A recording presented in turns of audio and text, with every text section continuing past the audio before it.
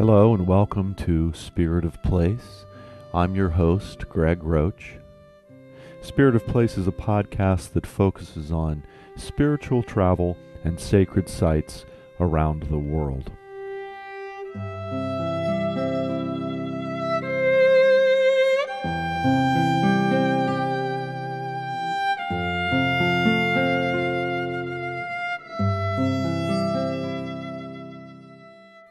Hi there. I'm going to start today's show with a quote. Today's show's a fun show and sort of an accidental show in a way. But let me start out with this quote.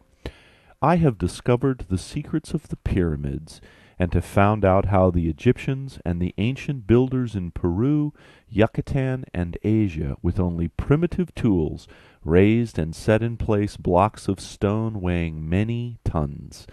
Ed Leedskelnin, builder of the Coral Castle. And so today's show is about the Coral Castle in Florida. But first, I want to thank you all for your emails and comments and for taking the time to write to me. It just means so much to get feedback and to hear from you. So to Andrew and Yvonne and Olha and David and Jeffrey and little Hannah, who's not listening yet, but she will be soon, I'm sure, and to all of you out there who have taken the time to send me an email or post a comment on the website, thank you so much. Next, I want to remind everybody that in a week, actually less than a week, in 3 or 4 days, I'm going to be going to Prague, and I'll be doing several shows from Prague. We'll be doing some sound seeing tours and some other things, and I'm really looking forward to it. I haven't been to Prague yet. Some of you have written in with some suggestions and some ideas about things to check out when I'm in Prague. And there's a significant esoteric history to Prague, and I'm really looking forward to sharing that with all of you. Next, I want to let you know that this is the first show that we're releasing as both a regular MP3 podcast and as an enhanced podcast. And that's something that I'm pretty excited about, and we're going to try and do that with every show going forward, releasing a regular version and an enhanced version. And I'm also planning on going back to some earlier shows and doing a re-podcast where we take the audio and enhance it for you. And lastly, I am thrilled to say that our yearly pilgrimage to Egypt is going to be happening at the end of October this year. We have dates set now. And after I finish with the show on Prague, I'm going to take 3, maybe 4 shows, and I'm going to share with you what that journey is going to be all about. So we're going to trace the pilgrimage route from, landing in Cairo, flying to the other end of the country to Aswan, sailing all the way back up the Nile, going to Abydos and Luxor and Karnak and the Valley of the Kings, etc. So I'm going to be going into a lot of detail about that trip and sharing not only what the itinerary will be, but also what the philosophy of the pilgrimage is and what the experience will be like. So, all right, let's talk about Coral Castle. It's really funny the way Spirit orchestrates these things. When I first began to be interested in esoteric science, I heard about Ed Leedskalnin and the Coral Castle many years ago. And just a few weeks ago, as I was doing some research online into some geomantic science, I stumbled across it again. And then last week, I was traveling in Miami, and I had one day that I was going to be able to take for myself. And I was trying to figure out, well, what am I going to do with my time, etc. So I opened up a book, a tourist book that was there in the hotel room, and there I saw an ad for the Coral Castle. And sure enough, completely unbeknownst to me, it's only 30 minutes away. So I was like, okay, this is just perfect. So the Coral Castle is located 30 to 40 minutes south of Miami. It's a fascinating little place. It's sort of, in a way, deceptively unspectacular. Because what's interesting about it is not so much what it is, or where it is, or even why it is, but how it is. And I'm going to get into that in just a bit. The first thing that you should be aware of is that the Coral Castle is not really a full-blown destination. If you're in Miami or, in that area of Florida, then most definitely you should go and have a look and check it out, because it really is quite fascinating. But you're going to explore the entire site fully in an hour, maybe 90 minutes. So it's not the kind of thing that you're going to go terribly far out of your way in order to experience. But okay, first things first, what is it? Well, the Coral Castle was originally called Rockgate Park, and it was built by one man who worked completely alone, and it took him nearly 20 years to build. He worked on it from about 1920 to about 1940, and this was Ed Leedskalnin. Now, he was born in Latvia in 1887, died in Miami in 1951. When he was 26, back in Latvia, he was engaged to be married to a woman who was much younger than him, to a 16-year-old girl, basically. And the night before their wedding, she called it off. She told him that he was too old and too poor for her. So Ed was really hurt by this rejection. He left Latvia and kind of wandered through America and parts of Europe, and he refers to her as Sweet 16. And they realized a few years ago that she was alive and still in Latvia, and she knew about the monument that Ed had built for her, even though she'd never seen it. But I'm getting ahead of myself. So Ed wanders around for several years. He goes to Canada, California, Texas. He's working in lumber camps. He worked on a cattle drive in Texas. But then he got tuberculosis. And someone told him that the climate in Florida was good for this disease. So he went to Florida in about 1918, 1920. He bought an acre of ground in Florida City, which is actually 10 miles south of where the Coral Castle is located now. He paid $12 for the acre of ground.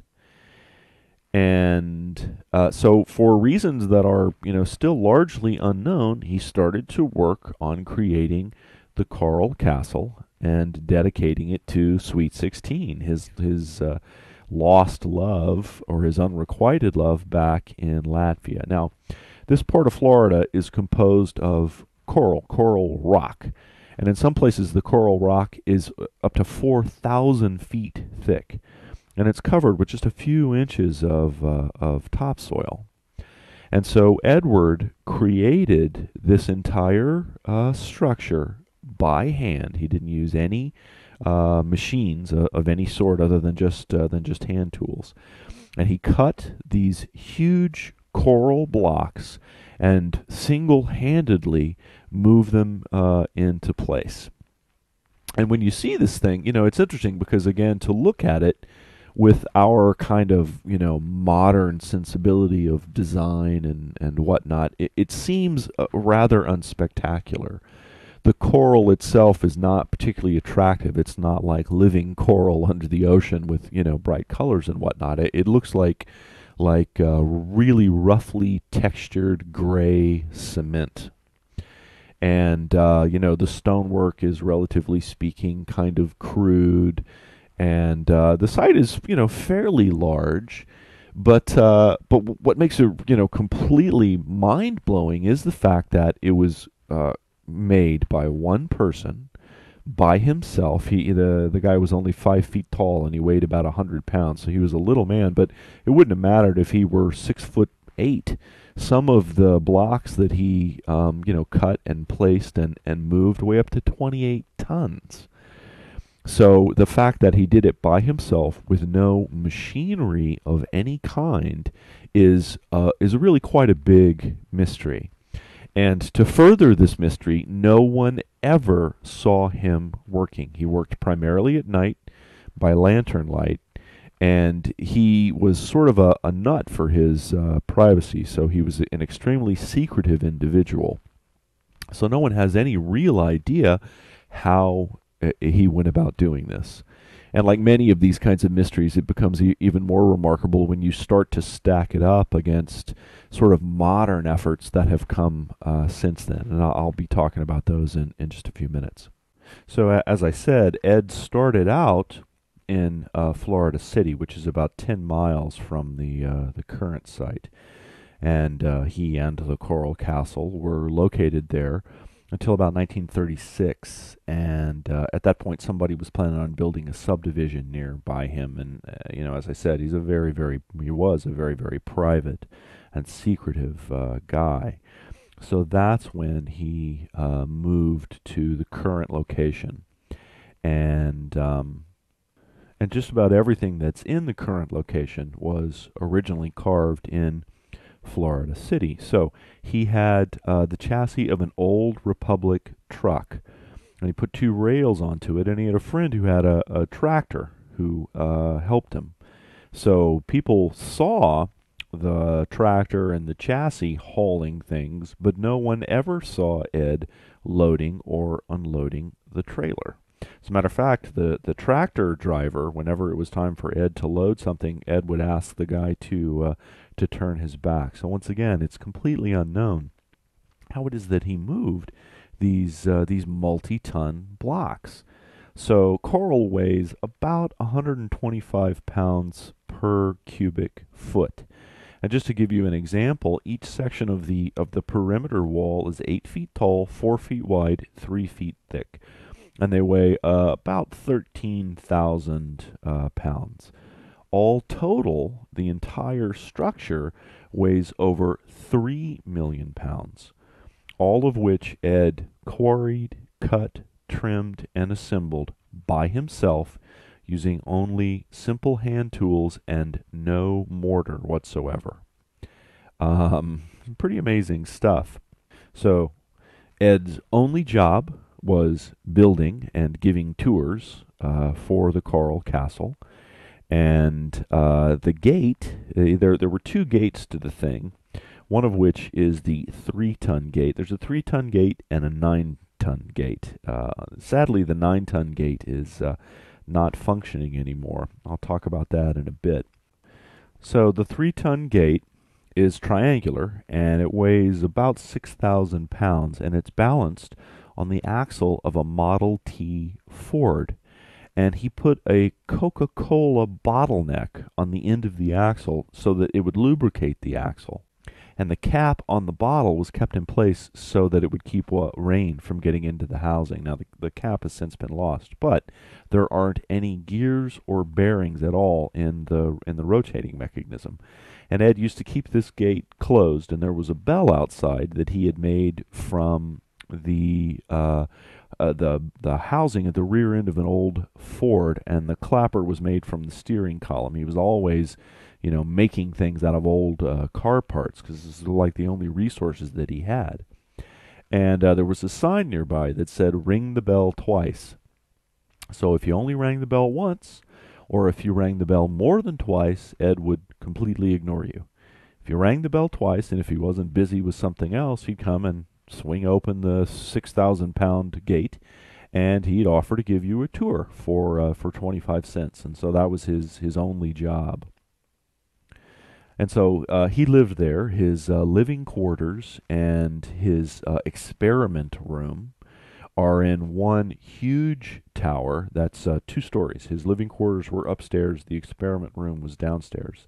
Again, all cut from coral that, the walls of this place are 3 feet thick. You just can't imagine how one man, without even a crane, managed to build this thing.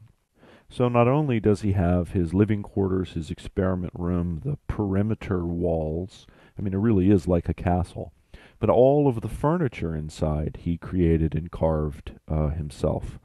So there are chairs, There are reading chairs. There are chairs that are set up around a table in such a way that no matter what time of day it is, you have perfect reading light by simply moving from one chair to the next. There's a table that's carved in the shape of Florida, with a little shallow depression in it where Lake Okeechobee would be. The chairs around the Florida table are rocking chairs, and they weigh about 1,000 pounds apiece. But they're so well balanced that you can start them rocking with one finger. And Ed used to do this thing where sometimes he'd be showing off for visitors, and so he'd step up onto one and rock it to get it started, and then he'd run around the table doing the same thing to all of the chairs until all of the chairs were rocking at the same time. There is a Polaris telescope. There are two pieces to it. There's an outer part, which is like an obelisk, and it is 25 feet tall, weighs 40,000 pounds. And then there's a smaller stone, which was built for Ed, who's only 5 feet tall, which is the eyepiece. And there's a crosshair in the obelisk. The obelisk has a circular opening to it with a set of crosshairs. So if you put your eye if you look through the eyepiece, basically, at night, that's always perfectly aligned to Polaris, to the pole star. And this was how Ed gathered the data that he needed for aligning and constructing the rest of the site, because the site is all built and aligned with a number of different celestial alignments. So, for instance, there is a sundial that is accurate to within 2 minutes a year. There are, as you'll see from some of the pictures that are on the site or in the Enhanced podcast, there are carvings of a crescent moon and a number of planets. And like, for instance, the eastern crescent weighs over 23 tons. And again, that was one of the things that was originally carved 10 miles away and moved to the current site. So he also has Mars and Saturn. Ed believed that there was life on Mars, by the way. And as an indication of that belief, he placed a palmetto plant into the carving of Mars. And the carving of Mars weighs 36,000 pounds. He carved and created a throne room. So Ed's throne chair weighs 5,000 pounds, and it's the most comfortable chair in the place. And it really is extremely comfortable, and it rocks just like, a wooden rocking chair. He has a bathtub that he would get up and fill every morning, and by the time he had finished his chores, the water, heated by the Florida sun, would be warm enough for him to bathe in. There is a little children's playground, which is based on the story of the three bears, and one of the things that's there is a little tiny, tiny rocking chair, just big enough for, like a 2 or 3-year-old child, and weighs 85 pounds. He has an underground storage room and a well, and so in the underground storage room is what he used as a refrigerator. And to get down to it, it's a circular staircase that was carved out of a single piece of coral. And so finally, there are sort of two pieces that are the most spectacular and the most remarkable. The first is the obelisk. Now, the obelisk weighs 57,000 pounds, and it stands 40 feet above the ground, and it rests in a hole that is 6 feet deep. The obelisk was moved from Florida City to the present location. Now, according to Mr. Biggers, who's the fellow who drove the tractor, it took Ed 3 days to get the obelisk placed into position. Now, again, Mr. Biggers never saw how Ed actually did it, but it took him only 3 days to get a 46-foot-tall, 57,000-pound obelisk into its upright position, completely by himself. And that obelisk is twice the weight of any stone that's found in the Great Pyramid, and at 40 feet tall, it's taller than the great monolith at Stonehenge, and he quarried it and erected it completely by himself. But probably the most spectacular thing that Ed did was the 9-ton stone door. So this door he drilled through this block of stone an 8 foot longitudinal hole that was perfectly aligned with the stone's center of gravity. It fits to within a quarter of an inch of the surrounding walls, and it was so perfectly balanced that a 4-year-old child could easily open and close the door. As a matter of fact, it spun so freely and so well that they used to use it as a turnstile. Unfortunately, several years ago, what he did was he drilled this hole perfectly through the center of gravity of the stone, and then he fitted it with a shaft that rested on a set of bearings from, again, an old car. Well, eventually these bearings wore out well after Ed's death, and they had to be replaced. And trying to replace it took 6 men and an industrial-sized crane the better part of a week. And they were never able to do it right. So today, unfortunately, the 9-ton door is kind of locked in place, and it's got a railing around it, so you can no longer see it in its original state, which is a real shame. And now, speaking of which, at one point in time, a local contractor was hired to cut some stone from Ed's quarry. You can still see the quarry places on the outside of the perimeter walls where he cut, some of the coral stone from. And using a diamond-tipped power saw and a 600 horsepower crane, the contractor had difficulty removing even smaller sized stone. And another problem that they encountered was they couldn't extract the stone by cutting horizontally across the bottom of the stone. They had to break it away in order to get it out. And yet Ed, when he cut his stones, which were much larger than the ones that the contractor tried to create, he was able to create not only the four vertical sides, but also he was able to cut horizontally across the bottom of the stone in order to extract it. It's quite remarkable stuff. Which brings us to the question of how did he do it? What's this all about? Well, first of all, he published, I think in about 1945, a book which I'm holding a copy of right here, that is called Magnetic Current. And I have to tell you, it makes some, 1945, August of 1945. It makes some fascinating and yet difficult reading. And in this book, he lays out his discoveries and his theories about magnetism and electricity, which he claims were the ways that he was able to, to do these things. Now, despite his secretiveness, there are reports that he was heard singing and whistling to the stones. If anybody ever asked him, how'd you build the castle, he would always say it's not really that difficult, the secret's knowing how, and that he had rediscovered the ancient laws of weight, measures, and leverage.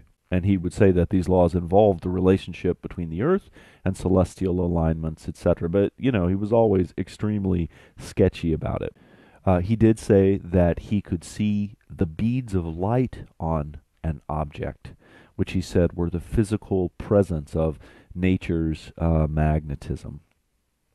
So as I said, he only ever worked at night by lantern light, and he seemed to have this sixth sense about when people would sneak around trying to, to catch him at work, which after a point in time, many people apparently did because, it became sort of a local mystery.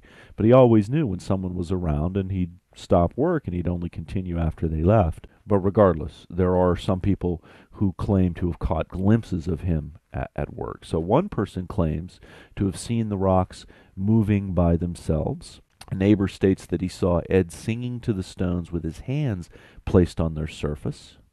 And a group of teenagers claim to have seen coral blocks floating through the air like hydrogen balloons.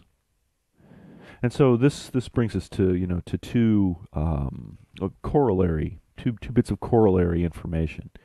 The first is that back in 1939, there was a Swedish doctor, Dr. Jarl, who traveled to Tibet. So if you've done any research into geomantic science, you probably are familiar with this story. Dr. Jarl spent a lot of time in Tibet. He actually went to do medical treatment on the High Lama, but he ended up staying, and he gained the trust and friendship of the Lama and the monks there. And so he describes seeing the monks levitating large stones. They were working on a rock wall that was well up the side of a cliff. And so what they would do is about 250 meters from the base of the cliff in the middle of a meadow, there was a polished slab of rock with a bowl in the center. And this is where they would place the stones that they wanted to get up to the cliff, and there was used as sort of a launching pad to kind of levitate the stones up through the air. And back about 60 meters from the launching pad, arranged in a 90-degree arc around it, were musical instruments, drums and trumpets, and behind each instrument was a row of monks. And so they'd maneuver a large block of stone into place onto the launching pad using a yak. And then once the stone was in place, the monks would create this, as he described it, a cacophony of drums and trumpets. And they sang and chanted prayers. And they would build up their tempo. And after 4 or 5 minutes, the rock would start to move and sway. And then suddenly, it'd take off through the air until it just would land gently up on the platform where they were building the wall. And they could move huge rocks 5 or 6 an hour using this technique. So that's pretty fascinating. And there are many other ideas and examples in this same space. The idea of using sound as sort of an anti-gravitational technique, etc. These things. It's something of a new age urban myth, if you will. But for me personally, if any of you have listened to show number 3 about Abydos, where I describe my personal experiences in Abydos and most importantly, my past life memories when I visited Abydos, that's one of the things that I remembered so distinctly, is not doing this myself, but seeing other people able to levitate massive, huge obelisks and blocks of stone by placing their hands on the surface of the stone and using sound, chants and singing, in order to raise the stone up and move it through space. And I was exposed to that. That was really what started my interest in all of these things. Was that revelatory trip to Abydos. And so, when I heard about Leedskalnin some years ago, I encountered it while I was investigating, trying to learn after what happened to me in Abydos. And so now to read this description of some of an eyewitness claiming that he placed his hands on the stones and sang to them, and that he was then able to levitate them and move them through the air like hydrogen balloons, that aligns perfectly with the thing that I remembered after my trip to Abydos. So there's a little bit of subjective verification for this entire notion, but it certainly explains the mystery of how he did it and how he went about doing it. So Ed wrote several books. Actually, a more appropriate way to characterize them would be pamphlets. A book in every home, where every other page is blank. And he says, if you don't like what I say, then write your own stuff here. And then his pamphlet on magnetic current, which I just talked about, which details his experiments and his theories about magnetism, electricity, gravity, etc. And then a pamphlet called Mineral, Vegetable, and Animal Life, which were his beliefs on life's cycles. And Ed only ever had a 4th grade education, despite his obvious native genius. So sometimes reading the books can be a little challenging. It's makes for an interesting reading experience. And then in December of 1951, Ed became ill. He put a sign on the door that said "Going to the hospital," and he took a bus to Jackson Memorial Hospital in Miami. And 3 days later, he died in his sleep of cancer of the stomach at the age of 64. And so here's the coda. After he died, they found a plaque over his bed which read, "The secret of the universe is 7129/6105195," which you could also read as 7,129 divided by 6,105,195. Fascinating. So there you go. That's our fun little show on the Coral Castle in Homestead, Florida. Thank you all so much for joining us, as always, and I will be speaking to you this next week from Prague. Peace and blessings.